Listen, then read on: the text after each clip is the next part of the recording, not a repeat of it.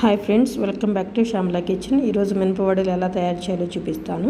మనం 3 అవర్స్ నానబెట్టిన మినపప్పును, గుళ్ళు మినపప్పు తీసుకున్నాము. దీన్ని మంచిగా నానబెట్టుకున్న తర్వాత మనం మిక్సీ పెట్టుకున్న తర్వాత దీనిలో కరివేపాకు వేసుకొని, కొత్తిమీర, అల్లం వెల్లుల్లి పేస్ట్, సాల్ట్, జీరా, ఆనియన్స్, పచ్చిమిర్చి, షోడో అన్నీ వేసి మంచిగా కలుపుకున్న తర్వాత ఇప్పుడు మనము డీప్ ఫ్రై చేసుకోవాలి కాబట్టి ఆయిల్ వేడి చేసుకుందాం. ప్యాన్ పెట్టుకొని ఆయిల్ హీట్ చేసుకుందాము. ఆయిల్ హీట్ చేసుకున్న తర్వాత మనం వడలు ఒక్కొక్కటి వేసుకుందాము. మంచి కలర్ వచ్చే వరకు వేయించుకుందాము.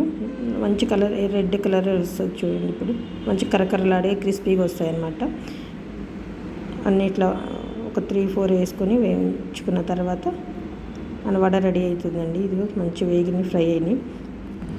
మంచి ఫ్రై అయిన తర్వాత వీటిని ఒక పేపర్ మీదకి తీసుకుందాము. పేపర్లో వేసుకుంటే ఏంటంటే ఏదైనా ఆయిల్ ఉంటే పీల్ చేసుకుందామంట. Thank you friends, please like, subscribe.